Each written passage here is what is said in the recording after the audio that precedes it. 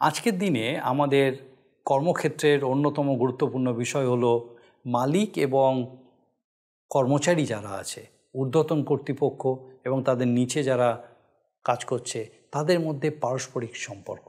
এই সম্পর্ক যত মধুর হয়, যত ভালো হয়, তত সংস্থার উন্নতি হয়ে থাকে। এখন প্রশ্ন হলো যে কিভাবে এই সম্পর্ক মধুর হতে পারে, কিভাবে একে অন্যের প্রতি সহভাগিতায়, একে অন্যের সঙ্গে থাকার মধ্যে দিয়ে একসঙ্গে সংস্থার উন্নতিতে সবাই নিজেদেরকে সমর্পণ করতে পারে। এটা কি সম্ভব?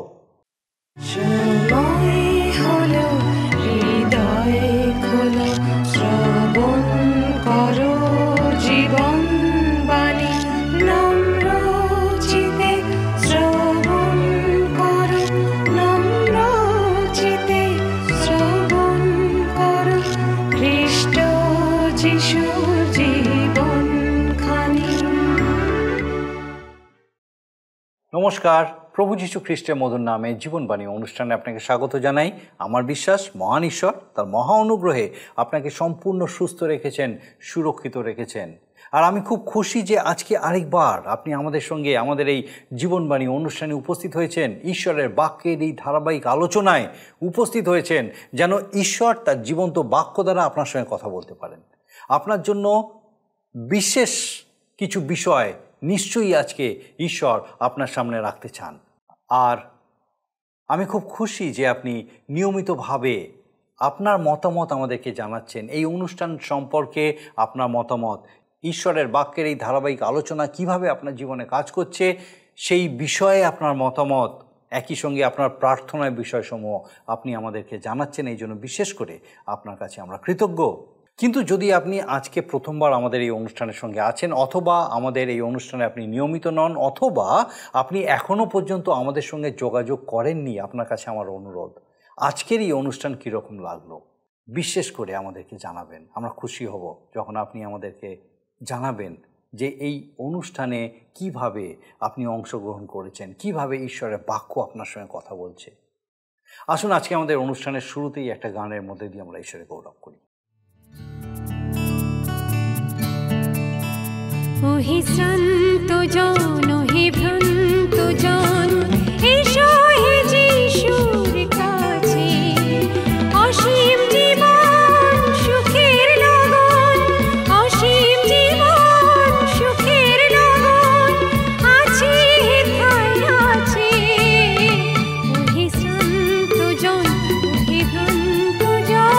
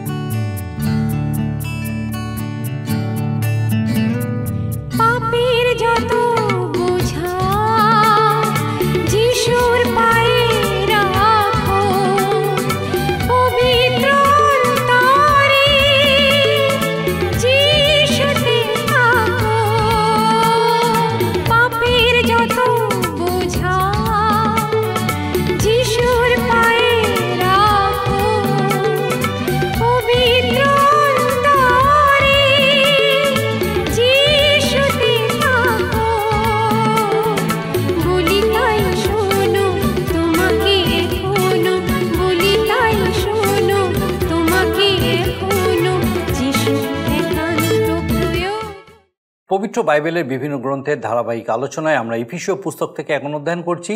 এই পুস্তকের অন্তিম বা ষষ্ঠ অধ্যায়ে এসে আমরা লক্ষ্য করেছি যে সাধু পৌল একজন বিশ্বাসীর পারিবারিক জীবনে পিতামাতার ও সন্তানদের পারস্পরিক সম্পর্কের বিষয়ে তার নির্দেশ দিয়েছেন। তিনি পিতামাতার প্রতি সন্তানদের আজ্ঞাবহ হয়ে থাকতে বলছেন এবং এটা যে ঈশ্বরের নির্দেশ সেটা বোঝাতে তিনি তাদেরকে 10 আজ্ঞার পঞ্চম আজ্ঞার কথা মনে করিয়ে দিয়েছেন। অন্যদিকে তিনি পিতামাতাকেও আজ্ঞা দিয়েছেন যেন সন্তানদেরকে ক্রুদ্ধ না করে। একটি খ্রিস্টীয় পরিবারের মধ্যে 3টি পারস্পরিক সম্পর্ক নিয়ে সাধু পৌল আলোচনা করেছেন: স্বামী ও স্ত্রীর মধ্যে সম্পর্ক, পিতামাতার সঙ্গে সন্তানের সম্পর্ক এবং সবশেষে দাসদের সঙ্গে প্রভুর সম্পর্ক। প্রত্যেক বিশ্বাসী খ্রিস্টের আজ্ঞাবহ হবে, এই কথা যেমন ধ্রুব সত্য। তাদের মধ্যে যারা দাস তারা তাদের জাগতিক প্রভুরও আজ্ঞাবহ হবে, এই কথাও সত্য। আমাদের এই কথাও মনে রাখতে হবে, সাধু পৌল যখন প্রভুর ও দাসের পারস্পরিক সম্পর্কের বিষয়ে বলছেন সেই সময় অর্থাৎ প্রথম শতাব্দীতে বেশিরভাগ ক্ষেত্রেই দাসেরা কৃতদাস ছিল।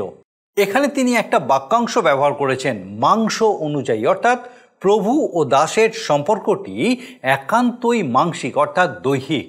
দাসের আত্মাকে কেউই দাসত্বের শৃঙ্খলে বদ্ধ করতে পারে না, আর সেই কারণে প্রতিটি দাসের উচিত নিজের আত্মার বশে থেকে তাদের দাস্যতা স্বীকার করা। তারা যে কাজ করবে সেই কাজ সেটা যেন খ্রিস্টের কাজ করছে বলেই মনে করে, সম্পূর্ণ প্রেম সহকারে করে। সাধু পৌল বলছেন একজন ব্যক্তি স্বাধীন হোক বা দাস হোক, যদি প্রেম সহকারে বিশ্বস্তভাবে কোনো কাজ করেন তাহলে ঈশ্বর তাকে তার সুফল দেবেন। আবার অন্যদিকে তিনি জগতের প্রভুদেরকেও সতর্ক করে বলছেন যে দাসদের সঙ্গে ব্যবহার করার সময় তারা যেন মনে রাখেন স্বর্গে সবার একজন প্রভু আছেন এবং তিনি সবই লক্ষ্য করছেন। তিনি যখন বিচার করেন তখন কে প্রভু আর কে দাস এটা বিবেচনা করেন না। আমরা এই পুস্তকের অন্তিম ভাগে লক্ষ্য করি যে সাধু পৌল ইফিসীয় মণ্ডলীর বিশ্বাসীদের কাছে এটা একটা সম্পূর্ণ নতুন বিষয় তুলে ধরছেন। প্রতিটি বিশ্বাসীর জীবনে সংঘাত বা যুদ্ধ আসা অবশ্যম্ভাবী। এই যুদ্ধ কোনো জাগতিক বিষয়ের জন্য নয়, কিন্তু এটা হচ্ছে একটা ধার্মিক যুদ্ধ। আর সেই যুদ্ধ আমাদের সবাইকে, স্ত্রী পুরুষ সন্তান সন্ততি দাস নির্বিশেষে করতে হবে। আর আমাদের এই যুদ্ধে আমাদের একমাত্র শত্রু হচ্ছে স্বয়ং দিয়াবল। এই মন্দ আত্মার সঙ্গে যুদ্ধ করার জন্য আমাদেরকে সর্বদা প্রস্তুত থাকতে হবে। আসুন আমরা বিস্তারিতভাবে এই বিষয়গুলো অধ্যয়ন করি এবং দেখি যে ঈশ্বর তার জীবন্ত বাক্যের দ্বারা কিভাবে এই সমস্ত বিষয়ের মধ্যে দিয়ে আমাদেরকে শিখাতে চাইছেন। জীবনবাণীর ধারাবাহিক আলোচনায় আমি আপনাদের কাছে বাইবেলের নতুন নিয়মে ইফিসীয় তার 6 অধ্যায় থেকে আলোচনা করছি। এই আলোচনায় আমরা বিশেষ করে গত অনুষ্ঠানে সন্তান সন্ততিদের যে দায়িত্ব এবং কর্তব্য সেই বিষয় নিয়ে আমরা ধ্যান করেছি। আর আমরা বিশেষ করে দেখেছি যে সন্তানদের প্রতি পিতামাতার দায়িত্ব যেন তারা তাদেরকে শাসন করেন, কিন্তু এমনভাবে শাসন করেন যার দ্বারা সন্তানরা ক্রুদ্ধ যেন না হয়, কিন্তু তাদেরকে চেতনা দিয়ে শাসনে মানুষ করে তোলা বিশেষ কর্তব্য। একবার এক পিতা তার ছোট ছেলেকে বেত দিয়ে মারতে মারতে বললেন, তোমার যত না ব্যথা লাগছে তার থেকে অনেক বেশি ব্যথা আমার বুকে বাজছে। ছেলে বলল, তা ঠিক, কিন্তু একই স্থানে নয়। প্রভুর এক দাস তার এক বইয়ে লিখেছেন যে তার বাবার চেয়ে তার মা তাকে বেশি বেত লাগাতেন। তিনি লিখেছেন ছেলে হিসাবে ভালোই ছিলেন তিনি, কিন্তু একটু কিছু হলেই বেত। শেষে একটা মতলব এলো, মা যখনই বেত মারত প্রভু দাস বলছেন, আমি প্রাণপণে চেঁচাতাম, তুমি আমায় মেরে ফেললে, তুমি আমায় মেরে ফেললে। আমরা দেখি যে তার মা চাইতেন না যে প্রতিবেশীরা ওই চিৎকার শুনে কিছু বলে। শেষ পর্যন্ত অবশ্য শাস্তিটা নরম হতো। অনেক সময় দেখা গেছে খ্রিস্টীয় পরিবারের সন্তানেরা তাদের আবদার আদায় করার জন্য উদাহরণস্বরূপ অন্য পরিবারের দিকে আঙুল দেখিয়ে বলে থাকে, কেন ওরা ওদের বাবার মায়ের কাছ থেকে অমুক বিষয় অনুমতি পেয়েছে, আমরা কেন পাব না? এই রকম ক্ষেত্রে ছেলেমেয়েদের বুঝিয়ে দিয়ে বলতে হবে যে প্রত্যেক পরিবারে আলাদা আলাদা ব্যবস্থা থাকে, আলাদা আলাদা নিয়ম থাকে, আর খ্রিস্টীয় পরিবার জগতের অন্য কোনো পরিবারের সঙ্গে মিশতে পারে না বা মিলে যেতে পারে না। সন্তানদের শিক্ষাদানের 3টে বিষয় জড়িত, মনে রাখবো আমরা। প্রথম হলো পাঠ্য ও শিক্ষায়, যে আমরা পড়াশোনা করি ছেলেমেয়েরা স্কুলে কলেজে। দ্বিতীয় হলো উদাহরণ, বিভিন্ন জীবন দেখে আদর্শ দেখে আমরা শিখি। আর তৃতীয় হলো শৃঙ্খলা, ডিসিপ্লিন, ন্যায়পরায়ণতা ইত্যাদির মধ্যে দিয়ে। পাঠ্য বিষয় ও শিক্ষার মধ্যে দিয়ে সন্তানদের জ্ঞান অভিজ্ঞতা দিয়ে দেওয়া হয়। এই জগতের মনুষ্য সমাজ বিষয় তাদের জানানো হয়। এই সঙ্গে তাদের ঈশ্বর থেকে যে সকল আশীর্বাদ লাভ হয় সেই বিষয় জানানো, এবং যারা ঈশ্বরের অবাধ্য হয় ঈশ্বর তাদের আশীর্বাদ থেকে বঞ্চিত করেন, এই বিষয় তাদেরকে বলা বা শেখানো। দ্বিতীয় উদাহরণ থেকে সন্তানেরা অপরকে দেখে বেশি শেখে। আর এ বিষয়ে আমরা লক্ষ্য করেছি যে তারা অনুকরণ প্রিয়। বাড়ির লোকদের প্রথমে অনুকরণ করে, পরে ক্রমশ অন্যদেরও অনুকরণ করতে শুরু করে। অন্যের কথাবার্তা, স্বভাব, চাল চলন, কাপড় পরা, চুল ছাঁটা, চুল বাঁধা ইত্যাদি ইত্যাদি। আমি জানি না আপনি লক্ষ্য করেছেন কিনা, টেলিভিশনে যে বিজ্ঞাপনগুলি দেওয়া হয় দেখবেন ছেলে মেয়েদের মুখস্থ, কিন্তু বাবা মাদেরকে জিজ্ঞাসা করবেন তারা এক লাইনও বলতে পারবেন না। ছেলেমেয়েরা খুব সহজে শিখতে পারে অন্যদের কাছ থেকে শুনে, দেখে ইত্যাদি ইত্যাদি ভাবে। ছোটদের কাছে তাদের প্রথম উদাহরণ তাদের পিতামাতা, এটা কিন্তু ভুললে হবে না।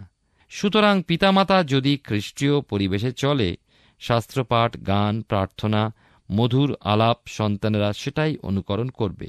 আবার সন্তানদের শৃঙ্খলা শিক্ষা দেবার জন্য পরিবারে শৃঙ্খলা বজায় রাখতে হবে। পরিবারে স্বামী স্ত্রীর প্রতি দৃষ্টি দেয় না, স্ত্রী স্বামীর বশীভূতা নয়। শাস্ত্রপাঠ, প্রার্থনা পরিবারে নেই। পিতা সকাল হতেই সংবাদপত্র মেলে ধরল, মা সংসারের কাজে ঢুকে পড়ল। ছেলে কি করবে? আজকাল তো টিভির যুগ। ছেলে মেয়ে স্কুলে যাওয়ার আগে টিভিটা চালিয়ে যতটুকু দেখা যায়, কোনো বারণ নেই, শাসন নেই, তাদের বোঝাবার কেউ নেই। আবার শাসন মানেই মার চিৎকার, বকুনি। প্রেমে বোঝানোর ব্যাপার নেই। সাধু পৌল বলেছেন, পিতারা মাতারাও এর মধ্যে রয়েছেন, তোমরা আপন আপন সন্তানদিওকে ক্রুদ্ধ করিও না। বাইবেলে পুরাতন নিয়মে 2 বিবরণ তার 6 অধ্যায় 6-7 পদ পাঠ করলে আমরা তা পাব যে ঈশ্বর এই বিষয় কি শিক্ষা দিয়েছেন, এবং তার মধ্যে দিয়ে আমরা বুঝতে পারব ঈশ্বরের পরিকল্পনা আমাদের জন্য, আমাদের পরিবারের জন্য। লেখা আছে, আর এই যে সকল কথা আমি অদ্য তোমাকে আজ্ঞা করি তাহা তোমার হৃদয় থাকুক। আর তোমরা প্রত্যেকে আপন আপন সন্তানগণকে এই সকল যত্নপূর্বক শিক্ষা দিবে, এবং গৃহে বসিবার কিংবা পথে চলিবার সময় এবং শয়ন কিংবা গাত্রোত্থানকালে ওই সমস্তের কথোপকথন করিবে। আমরা যদি প্রকৃত খ্রিস্টীয় পরিবার গঠন করতে চাই, তাহলে সন্তানদের বিষয়ে উদাসীন যেন না হই। এবারে আমরা ইফিসীয় আজকে দেখব 6 অধ্যায় 5-9 পদ। আসুন আমরা একসঙ্গে পাঠ করি। দাসেরা, তোমরা যেমন খ্রিস্টের আজ্ঞাবহ, তেমনি ভয় ও কম্প সহকারে তোমাদের অন্তঃকরণের সরলতায় মাংস অনুযায়ী আপন আপন প্রভুদিগের আজ্ঞাবহ হও। মনুষ্যের তুষ্টিকরের ন্যায় চাক্ষুষ সেবা না করিয়া বরং খ্রিস্টের দাসের ন্যায় প্রাণের সহিত ঈশ্বরের ইচ্ছা পালন করিতেছ বলিয়া, মনুষ্যের সেবা নয় বরং প্রভুরই সেবা করিতেছ বলিয়া প্রণয়ভাবেই দাস্যকর্ম করো, জানিও কোন সৎকর্ম করিলে প্রত্যেক ব্যক্তি, সে দাস হোক কি স্বাধীন হোক, প্রভু হইতে তাহার ফল পাইবে। আর প্রভুগণ, তোমরা তাহাদের প্রতি তদ্রূপ ব্যবহার করো, ভৎসনা ত্যাগ করো, জানিও তাহাদের এবং তোমাদেরও প্রভু স্বর্গে আছেন, আর তিনি কাহারও মুখাপেক্ষা করেন না। আমরা দেখি যে সাধু পৌল পারিবারিক জীবনকে 3 ভাগে ভাগ করেছেন। একথা পূর্বেই বলেছি। স্ত্রী, স্বামী, সন্তান ও দাসী, এবং সন্তানদের বিষয় বলার পর তিনি এখন দাসেদের বিষয় এলেন। খ্রিস্টীয় পরিবারে দাস দাসী কেবল নয়, কিন্তু দাসত্ব বৃত্তিতে যারা আছে সকলের জন্যই এই শিক্ষা প্রযোজ্য। অবশ্য পৌলের সময় কৃতদাস প্রথার প্রচলন ছিল। কৃতদাস বলতে যে দাসকে মনিব বাজার থেকে মূল্য দিয়ে কিনে এনেছে। সাধু পৌল যেভাবে তাঁর বক্তব্য রেখেছেন তাতে কেবলমাত্র কৃতদাস নয়, কিন্তু সবাই দাস। মণ্ডলীতে পালক, ডিকন, অফিসারেরা এবং মণ্ডলীর সভ্যরা সবাই দাস। আবার বাইরে যারা অপরের অধীনে, অফিসে, কলকারখানায়, দোকানে বা প্রতিষ্ঠানে যেখানেই কাজ করি না কেন, সবাই আমরা দাস। সাধু পৌলের কথা অনুযায়ী তিনি খ্রিস্টিয়ান দাসদের উদ্দেশ্য করেই বলছেন, তোমরা যেমন খ্রিস্টের আজ্ঞাবহ। আমরা আত্মিক জীবনে খ্রিস্টকে জানি, বাস্তব জীবনে দিনপাত করবার জন্য কোথাও না কোথাও কাজ করছি। সেই হিসাবে আমাদের বিশ্বাসতার সাথে আজ্ঞাবহ হয়ে কাজ করতেই হবে। একটা চোখ কাজের দিকে, অপর চোখ ঘড়ির দিকে নয়। আমাদের যতটা কাজ দিনের জন্য দেওয়া হয় সেই দায়িত্বপূর্ণ কাজ করার জন্য প্রাণপণ করতে হবে। আমাদের উপরে যে ঊর্ধ্বতন কর্তৃপক্ষ, তার উপরেও ঊর্ধ্বতন কর্তৃপক্ষ আছে। আবার সাধু পৌল বলছেন, মনুষ্যের তুষ্টি করেন ন্যায় চাক্ষুষ সেবা না করিয়া। অর্থাৎ আমরা যে ঊর্ধ্বতন কর্তৃপক্ষকে খুশি করতে না চাই, কেননা সেও আর একজনের দাস, আবার মালিককে খুশি করার, অর্থাৎ এখানে সোজাভাবে আমরা যেটা বলি বাংলায় যে তেল মাখানো, এমন নয়, তাতে লাভ কি? কারণ সকল উন্নতি আমাদের জীবনে ঊর্ধ্ব থেকে আসে। বাইবেল কিন্তু সেই কথাই বলেছে। সুতরাং যাকে খুশি করা প্রয়োজন তাকে তোষামোদ করে নয়, কিন্তু তার দত্ত কাজ পূরণ করে বাধ্যতার সাথে, বিরক্তিতে নয়, কিন্তু আনন্দ সহকারে যেন কাজ করি। কারণ এই কথা বলা হয়েছে, ঈশ্বরের নির্দেশ আজ্ঞাবহ হও। যদি প্রকৃতভাবে খ্রিস্টীয়ভাবে চলি, ঈশ্বরে নির্ভর রাখতে হয়, দিতে হবে, নিতে হবে, এটা জগতের ভাব মনে রাখতে হবে। ঈশ্বর মহান, সর্বজ্ঞ, সর্বব্যাপী ও সর্বদর্শী। ধর্ণা, ঘেরাও, হামলা এইসব জগতের ব্যাপার এবং এর ফল মন্দ।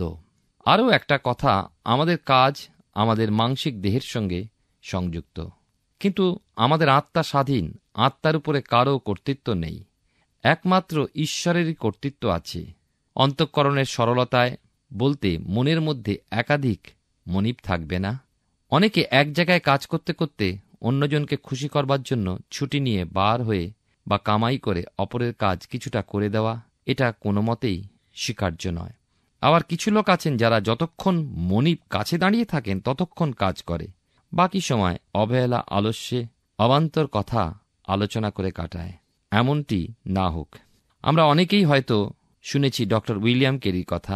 তিনি মুচি ছিলেন বা চর্মকার ছিলেন, আর তিনি ঈশ্বরের বাক্য প্রচারক হতে চাইলেন। তখন লোকে তাকে ঠাট্টা করে বলেছিলেন, তোমার কাজ কি? আর তিনি উত্তর দিলেন, আমার কাজ ঈশ্বরের সেবা, কিন্তু জুতো বানাই সংসারের জন্য। আর প্রভুদের মনিবদের এই নির্দেশ দিলেন, তোমরা দাসীদের প্রতি সদয় হও, ভৎসনা ত্যাগ করো। সাধু পৌল বলছেন, মনে রেখো তোমরাও সেই মহান জনের দাস। তিনি স্বর্গ হতে তোমায় লক্ষ্য করছেন, তিনিই তোমাকে মালিক বা মনিব করে নিযুক্ত করেছেন। বহু সময় আমরা ভুলে যাই যে ঈশ্বর আমাদেরকে যেখানে রেখেছেন তিনি তার পরিকল্পনায় রেখেছেন, তাই মানুষকে সন্তুষ্ট করার জন্য নয়, কিন্তু ঈশ্বরেরই সেবা করছি এই মনে করেই আমাদের দাস্যকর্ম বা যে কোনো কাজ করা উচিত। উন্নতি ঈশ্বর থেকে আসে, একথা যেন আমরা ভুলে না যাই। অনেক সময় আমরা নিজেদের ক্ষমতায়, প্রচেষ্টায় এবং অন্যায় করে আমরা উন্নতির চেষ্টা করি এবং তা স্থায়ী হয় না, এবং সেই উন্নতি আমরা ভোগ করতে পারি না। আমাদের জীবনের সমস্ত উন্নতি যে আয় তা অন্য দিক দিয়ে শেষ হয়ে যায়। এমন অনেক মানুষকে দেখেছি, অন্যায় অপরাধ করে অনেক অর্থ তারা উপার্জন করেছেন, বড় বড় ঘর বাড়ি বানিয়েছেন, কিন্তু তারা তা ভোগ করতে পারেননি এবং তাদের সন্তানেরা মানুষ হয়নি। এমন অনেককে দেখেছি যারা অনেক অর্থ অন্যায়ভাবে উপার্জন করেছেন, কিন্তু সারা জীবন অশান্তিতে, বিভিন্ন মন্দ রোগে তারা জীবন কাটিয়েছেন। এই ভয়ঙ্কর এক শাস্তির হাত থেকে তারা রক্ষা পায়নি। কিন্তু আমরা ভুলে যাওয়া যায় যে আমাদের সমস্ত কর্মের, কষ্টের, পরিশ্রমের ফল ঈশ্বর আমাদেরকে দান করেন। ঊর্ধ্ব থেকে সেই আশীর্বাদ নেমে আসে। তাই সাধু পৌল বলছেন, মানুষকে সন্তুষ্ট করার জন্য চাক্ষুষ সেবা না করে খ্রিস্টের দাসের ন্যায় প্রাণের সাথে, মনের সাথে ঈশ্বরের ইচ্ছা পালন করছি এই বলে মানুষের সেবা নয়, বরং প্রভুর সেবা করছি বলে প্রণয়ভাবে দাস্যকর্ম করা উচিত। যেন কোনো সৎকর্ম করলে প্রত্যেক ব্যক্তি, সে দাস হোক কি স্বাধীন হোক, প্রভু হতে তার ফল পাবে। এবং শেষকালে আমরা দেখলাম যারা প্রভু বা যারা উচ্চপদস্থ তাদের প্রতিও প্রভুর বাক্যের সাবধানবাণী যেন তারাও সাবধান হয়।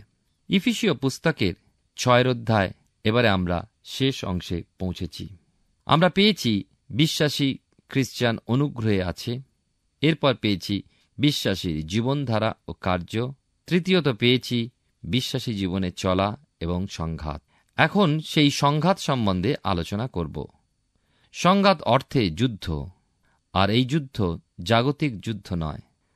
খাওয়া পরা, সম্পদ, প্রতিপত্তি, প্রভাব, সম্মান ইত্যাদি লাভের জন্য সেই যুদ্ধ নয়। এই যুদ্ধ হল ধর্মযুদ্ধ। অধর্মের সাথে যুদ্ধ আমাদের করতে হবে, অর্থাৎ আমরাই যোদ্ধা। এখন সাধারণ চোখে যোদ্ধা বলতে মানুষের মনে ভয় আসে, কারণ যোদ্ধার চিন্তায় ধ্যান ধারণা হচ্ছে যে করো অথবা মরো। ইংরেজিতে যাকে বলে ডু অর ডাই, বা লড়ো বা মরো। বিশ্বাসী, খ্রিস্ট বিশ্বাসী সৈনিকের জন্য জয় সুনিশ্চিত, কারণ আমাদের প্রধান সেনাপতি হলেন প্রভু যীশু খ্রিস্ট। তিনি সদাপ্রভুর সৈন্যের অধ্যক্ষ, তিনি অজেয়। আমরা দেখতে পাই তিনি মানুষের পাপের প্রায়শ্চিত্তের জন্য ক্রুশে প্রাণ দিয়েছিলেন, বলীকৃত হয়েছিলেন। কিন্তু শয়তান তাকে ধরে রাখতে পারেনি কবরের মধ্যে। মৃত্যুর 3 দিন পর মৃত্যুকে জয় করে উঠে একমাত্র তিনি জগতের সামনে প্রমাণ করেছেন তিনি অজেয়, তিনি জীবনদাতা, তিনি সমস্ত কিছুর ঊর্ধ্বে। আপনি কি জানেন প্রভু যীশু যেদিন পুনরুত্থিত হয়েছিলেন, অর্থাৎ মৃত্যুকে জয় করে উঠেছিলেন, সেই দিন ভোরবেলায় কতগুলি মহিলা কবরের নিকটে যাচ্ছিল তার দেহে আতর মাখানোর জন্য। তারা আলোচনা করছিল যে কবরের যে মুখ, সেই মুখেতে বিরাট এক পাথর আছে, সেই পাথর আমাদের জন্য কে সরিয়ে দেবে। কিন্তু তারা যখন গিয়ে পৌঁছালো, দেখতে পেল পাথর সরানো। ঈশ্বরের কাছে এমন কোনো বাধা নেই যা তিনি সরাতে পারেন না। আর সেই বিরাট পাথর যা অনেক মানুষের সাহায্যে গড়িয়ে দেওয়া হয়েছিল, সেই মানুষের সাহায্য বিনা প্রভু যীশু খ্রিস্ট মৃত্যুকে জয় করে উঠে প্রমাণ করেছেন তিনি হলেন অজেয়। আবার আমরা যখন যোদ্ধা, আমাদের পরিচয় বিষয়ে আরও কিছু জানার আছে। যেমন আমাদের জন্ম খ্রিস্টে বিশ্বাস দ্বারা, জল ও আত্মার সাহায্যে। এই জল অর্থে ঈশ্বরের বাক্য ও পবিত্র আত্মা। আমাদের সৈন্যের ব্যারাক, স্বর্গীয় স্থানে শিক্ষা শিবির খ্রিস্টীয় পরিবার, চরিত্র গঠনের গুরু হলেন মাতা পিতা, যুদ্ধাস্ত্র সরবরাহকারী হলেন খ্রিস্টীয় মণ্ডলী। আমাদের আত্মিক খাদ্য ঈশ্বরের বাক্য, পানীয় হলেন অনুগ্রহের ধারা। এইরূপে বৃদ্ধি পেয়ে যুদ্ধার্থে প্রস্তুত। প্রশ্ন এখন, যুদ্ধক্ষেত্র কোথায়? কার সাথে যুদ্ধ? অর্থাৎ আমার শত্রুকে। আমার ও আমাদের শত্রু অবশ্যই দিয়াবল, শয়তান, যে বিপক্ষ, যে আমাদের বিরুদ্ধাচরণ করে চলেছে। সেই আদিপুস্তকে আমরা দেখতে পাই যে খল ছিল, যে সাপের বেশে এসে হবাকে ভুলিয়েছিল। যুদ্ধ আমাদের মন্দতার সঙ্গে, অধার্মিকের সাথে, অবিশ্বাসীর সাথে, জাগতিকতার সাথে। দিয়াবল বা শয়তান এখনও প্রবল যুদ্ধ, দীর্ঘকাল ব্যাপী, যে শুরু হয়েছে এদেন উদ্যানে। এবং মনে রাখব, এই যুদ্ধের শেষ হবে অর্মাগিদনে, যা লেখা আছে প্রকাশিত বাক্যে। মাঝে মাঝে মনে হয় শান্ত হলো, এবার বোধহয় শান্তি এলো, কিন্তু আবার আক্রমণ। দিয়াবলের, শয়তানের যুদ্ধ কৌশল অনেক, অনুচর অনেক। প্রতি সময় প্রতিটি খ্রিস্টানকে অনুসরণ করছে। একটু অন্যমনস্ক, একটু দুর্বল দেখলেই সে ঝাঁপিয়ে পড়বে। প্রিয় শ্রোতা বন্ধু, ঈশ্বরের মহানামের ধন্যবাদ করি যে তিনি আমাদের তাঁর বাক্যের মধ্যে দিয়ে সেই শয়তানের বিরুদ্ধে জয়লাভ করার জন্য যে বিষয় শিক্ষা দিয়েছেন, তা আমরা ইফিসীয়দের প্রতি প্রেরিত পৌলের পত্রে 6 অধ্যায় 10 পদ থেকে আলোচনা করব। ধর্মযুদ্ধের শয্যা ও অস্ত্রশস্ত্র। মনে রাখব, শয়তান দিয়াবল আমাদের জীবনে অনেকের কাছে সিংহের ন্যায় ঝাঁপিয়ে পড়ে, আবার কারোর জীবনে স্বর্গদূতের ন্যায় এসে প্রবেশ করে। আমরা সময় পাই না, আবার অনেকে বুঝতে পারি না। কিন্তু যদি আমরা ধর্মযুদ্ধের শয্যা ও অস্ত্রশস্ত্র গ্রহণ করি, তবে নিশ্চয়ই সেই পরীক্ষা, সেই বিপদ থেকে আমরা রক্ষা পাব। তাই প্রত্যেক খ্রিস্টীয় জীবনে, প্রত্যেক খ্রিস্টীয় পরিবারে, প্রত্যেক খ্রিস্টীয় মণ্ডলীতে এই বিষয়ে আমাদের সাবধান হতে হবে এবং ধর্মযুদ্ধের শয্যা ও অস্ত্রশস্ত্র সম্পর্কে ওয়াকিবহাল হতে হবে। তা আমাদেরকে পড়তে হবে এবং ব্যবহার করতে হবে, যে বিষয়ে আমি আপনাদেরকে আগামী অনুষ্ঠানে বলবো। আমরা প্রত্যেকে কোনো না কোনো কার্যে যুক্ত রয়েছি এবং সেই কার্যক্ষেত্রে আমরা সকলেই দাস দাসী রূপে কেমনভাবে প্রভুর সেবা করছি এবং এই জগতে মানুষের সেবা করছি, সে কথা যেন আমরা ভুলে না যাই। এবং যখন এই কার্যের মধ্যে রয়েছি, তখন আমরা যেন বিশ্বস্তভাবে ঈশ্বরের দেওয়া সেই ধর্মযুদ্ধের শয্যা ও অস্ত্রশস্ত্র গ্রহণ করি, যেন শয়তানের বিরুদ্ধে, মন্দ শক্তির বিরুদ্ধে পরীক্ষা যেন জয়লাভ করতে পারি। ঈশ্বর আমাদের প্রত্যেককে আশীর্বাদ করুন। আমরা এফেসীয় পুস্তক থেকে ধারাবাহিকভাবে অধ্যয়ন করছি। আমার বিশ্বাস মহান ঈশ্বর বিশেষভাবে আপনার সঙ্গে কথা বলছেন। আমাদের আজকের আলোচ্য বিষয়ের প্রথম অংশে আমরা সাধু পৌলকে বিশ্বাসী পরিবারের তৃতীয় পারস্পরিক সম্পর্ক নিয়ে তার নির্দেশ দিতে দেখি। এই সম্পর্কটি অন্তিম আলোচিত সম্পর্ক হলেও কোনো মতেই ক্ষুদ্র নয়। সাধু পৌলের এই নির্দেশ কেবল যারা গৃহদাস এবং তাদের মনিবদের মধ্যে সীমাবদ্ধ নয়, এটি সামগ্রিকভাবে সমাজের প্রত্যেকটি ক্ষেত্রে, মনিব, দাস বা মালিক ও কর্মচারীর ক্ষেত্রে প্রযোজ্য। তিনি বলেছেন একজন দাস বা কর্মচারী যেন লোক দেখানো বিশ্বস্ততা সহকারে কোনো কাজ না করে, কিন্তু আন্তরিকভাবে নিজেদের কাজ করে। খ্রিস্টের প্রতি যেমন সরলতা ও ভয় সহকারে তারা বিশ্বস্ত হয়ে আছে, সেই একইভাবে তাদের যিনি জাগতিক প্রভু বা মালিক তাদের প্রতিও তারা বিশ্বস্ত হয়। আবার প্রত্যেক মনিবের এই কথাও স্মরণে রাখা উচিত যে তারা যেমন দাসদের প্রভু, ঠিক তেমনি তাদেরও একজন প্রভু আছেন। সেই প্রভু যে কেবল তাদের প্রভু তা নয়, তিনি তার সেই দাসদেরও প্রভু, আর তার কাছে সমস্ত মানুষই সমান। তিনি সবার বিচার সমানভাবে করেন। আলোচনার দ্বিতীয় অংশে সাধু পৌল বিশ্বাসীদের এক নতুন পরিচয় দিয়েছেন। বিশ্বাসীকে তিনি একজন যোদ্ধা রূপে প্রকাশ করেছেন। আর এই যুদ্ধে আমাদের প্রধান এবং একমাত্র শত্রু হলো দিয়াবল। আমাদের প্রত্যেক দিন প্রতি মুহূর্তে সেই সেই মন্দ আত্মার সঙ্গে যুদ্ধ করতে হয়। কিন্তু একজন যোদ্ধা যদি যুদ্ধের জন্য সঠিকভাবে প্রস্তুত না থাকে, তাহলে সেই যুদ্ধে তার পরাজয় হয়। আমরা আমাদের আগামী পর্বে দেখব এই যুদ্ধে আমাদের রণসজ্জা এবং অস্ত্রশস্ত্র কী ধরনের হবে, সেই বিষয়ে সাধু পৌল বিশদে ব্যাখ্যা করেছেন। আসুন এখন প্রার্থনায় যাবার আমি চাইব আপনি আমার সঙ্গে যোগ দিন। আসুন প্রার্থনা করি। করুণাময় স্বর্গীয় পিতা, ধন্যবাদ দিই প্রভু তোমার পবিত্র পরাক্রমে আরেকটি বার তোমার জীবন্ত বাক্যের সান্নিধ্যে রাখলে। ধন্যবাদ দিই আমাদের প্রত্যেক দর্শক বন্ধুর সঙ্গে বিশেষভাবে আরেকটি বার তোমার জীবন্ত বাক্য দ্বারা তুমি কথা বললে প্রভু। ধন্যবাদ দিই যে তোমার জীবন্ত সত্য আরেকবার আমাদের সামনে রাখলে, যে প্রভু কিভাবে তুমি যোদ্ধা রূপে আমাদেরকে রেখেছো এবং তুমি চাও যেন সেই যুদ্ধের জন্য আমরা নিজেদেরকে প্রস্তুত রাখি। যখন সেই যুদ্ধ পিতাকে কোনো মাংসের বিরুদ্ধে নয়, মানুষের বিরুদ্ধে নয়, কিন্তু সেই অন্ধকারের রাজাদের বিরুদ্ধে পিতাগো, সেই দিয়াবলের বিরুদ্ধে, সেই মন্দ আত্মার সঙ্গে যুদ্ধ। প্রভু আরও কতটা না সচেতন হওয়া উচিত আমাদের পিতা। আমাদের প্রত্যেক দর্শক বন্ধু, তাদের পরিবার পরিজন প্রত্যেককে তোমার জন্য সমর্পণ করি। তোমার পবিত্র পরাক্রমে, তোমার পবিত্র আত্মার পরাক্রমের অনুগ্রহে পিতাগো সেই প্রত্যেককে তুমি প্রস্তুত করো, যেন সুযোগ্য যোদ্ধারূপে প্রত্যেকে পিতাগো সেই যুদ্ধে প্রতিনিয়ত পিতা মন্দতাকে, সে দিয়াবলকে হারাতে সমর্থ হয় এবং প্রভু তোমার পবিত্র অনুগ্রহে যেন তোমার জয়লাভ করতে পারে, তোমার জয়গান করতে পারে। প্রভু তুমি তোমার মহা অনুগ্রহে আমাদের সেই প্রত্যেক দর্শক বন্ধুকে, তাদের পরিবার পরিজন প্রত্যেককে তোমাতে সুস্থির রাখো, তোমার আশীর্বাদে পূর্ণ রাখো, সুরক্ষিত রাখো, তোমাতে বেড়ে উঠতে সাহায্য করো। তোমার যিশু নামে ভিক্ষা দয়া করে শ্রবণ গ্রহণ করো। আমেন। একজন যোদ্ধা নিজেদেরকে সদা সর্বদা প্রস্তুত রাখে, বিশেষ করে যখন সে যুদ্ধক্ষেত্রে আছে। আমি আপনি সে একই যুদ্ধক্ষেত্রে শয়তানের বিরুদ্ধে, মন্দতার বিরুদ্ধে প্রতিনিয়ত কতটা আমরা নিজেদেরকে প্রস্তুত রাখতে পেরেছি। আমাদের আগামী দিনে এই প্রস্তুতির বিষয়ে আরও বিশদে আমরা জানতে পারবো। আর আমার বিশ্বাস আপনি নিশ্চয়ই আমাদের সঙ্গে অবশ্যই উপস্থিত থাকবেন আমাদের এই জীবনবাণী অনুষ্ঠানে। ঈশ্বর আপনার মঙ্গল করুন। প্রিয় বন্ধু, আসুন আমরা আজকের প্রশ্ন উত্তরে আসি। গত সপ্তাহের প্রশ্নের উত্তর অপশন ডি, স্বামীর। আজকের প্রশ্ন, বিশ্বাসীর শত্রু কে? অপশন এ আত্মীয়, বি পালক, সি মণ্ডলী, ডি দিয়াবল।